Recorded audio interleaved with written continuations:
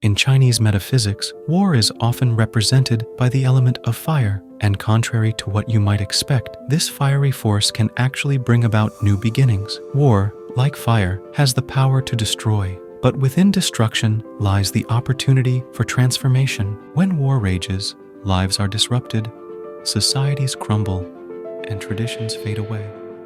But amidst this chaos, there is a glimmer of hope. The fire of war ignites a collective desire for change and progress. It forces us to question the existing order and rethink our strategies for a better future. As the flames of conflict subside, the ashes give rise to new beginnings. People unite, communities rebuild, and a renewed sense of purpose emerges. This concept is deeply ingrained in Chinese metaphysics, where war and fire symbolize the catalysts for transformation.